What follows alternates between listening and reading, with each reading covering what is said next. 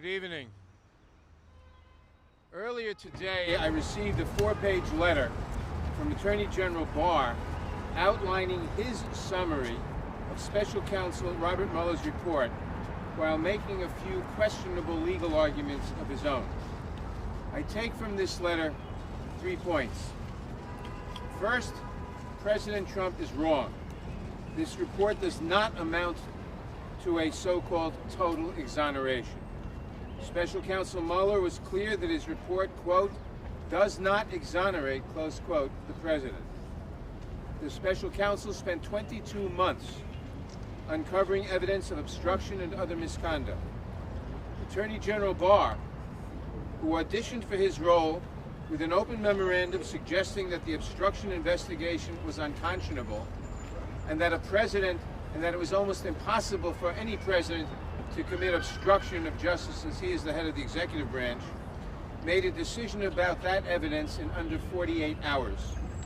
His conclusions raise more questions than they answer, given the fact that Mueller uncovered evidence that, in his own words, does not exonerate the president.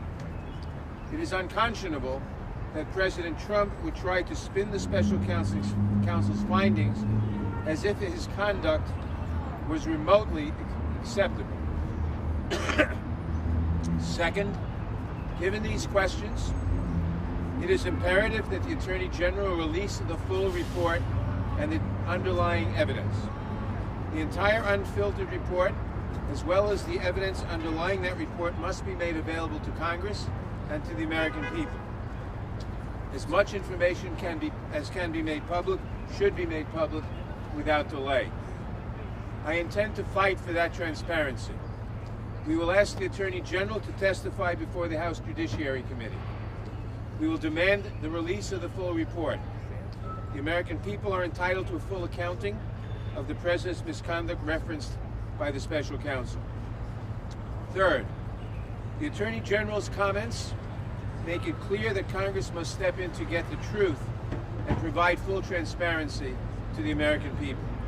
The President has not been exonerated by the special counsel, yet the Attorney General has decided not to go further or apparently to share those findings with the public.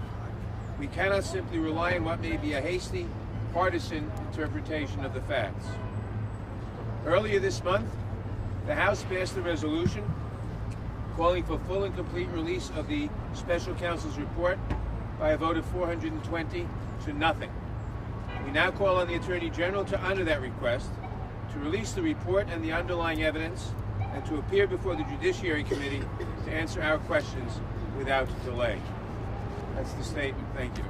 Take a few questions. Take a few questions. NBC. The President's legal team is saying. Can't hear you. Sorry, the President's legal team is saying this is exoneration, and it's going in opposite of what the special counsel is saying.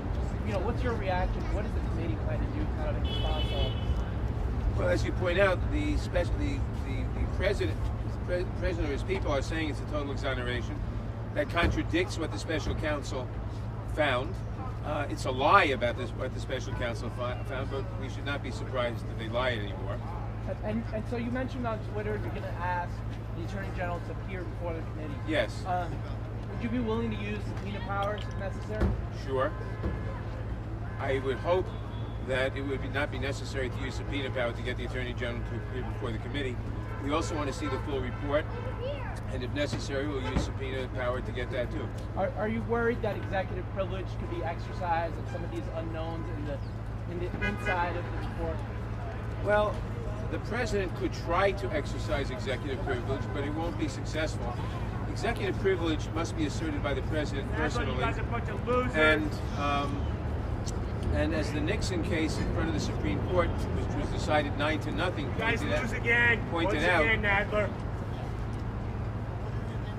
executive privilege cannot be used to shield or hide wrongdoing. In the case of Nixon, the tapes of his personal conversations with people were ordered revealed by the court. And so I don't think that executive privilege will be a very successful defense here. Have you talked to the other side of your colleagues? Okay, other questions. There's other questions. ABC News. The Speaker and Leader Schumer are tonight questioning what they say is the Attorney General's bias. Is that fair, and do you have confidence in the Attorney General? Well, it is fair. And in fact, I questioned it, if you listen to what I said. He auditioned for his job, writing a 19-page memorandum giving a very extreme view of obstruction of justice and of presidential power, and saying basically that no president could really commit obstruction of justice. And given the fact that the special counsel found ample evidence of obstruction so as not to be able to say that they're not guilty of obstruction. So he said we're not exonerating the president. After 22 months, for the Attorney General reviewing that record in 22 hours is a bit much. I would in fact wonder if the Attorney General pressured the special counsel into not making that finding so that he could make the finding. I'm not aware of any other case where an Attorney General made the decision on a prosecution or non-prosecution for obstruction of justice. When do you plan? On the conclusions that he found beyond what's in the summary. No, all we have is the letter. And what does it give you any concern now in terms of where the parties should move forward? Do you think that will you move forward with impeachment proceedings? We're going to move forward.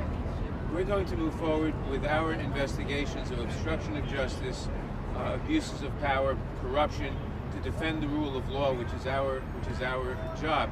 It's a broader mandate than the special prosecutor had. His mandate is only for crimes. We're going to press forward with that, and as part of that, we're going to press forward with getting the entire report and the underlying evidence so that we don't have to recreate it. One last question. Mr. Chairman, when do you plan to bring Barr in? One last question. Does anybody else? Question over there. Last question. So the report found that he's not fully exonerated, but what does that mean? What's the next step? It meant that the special prosecutor said that there was a lot of evidence which would lead one to think he should be indicted, and evidence to the contrary, and that he didn't make that decision. Now, it's, as far as I know, unprecedented for a special prosecutor not to make that decision one way or the other, and certainly unprecedented for an Attorney General to arrogate to himself that decision, and certainly unprecedented for an Attorney General who campaigned for the role by saying presidents can hardly ever commit obstruction of justice. All right. Thank you very much, everybody.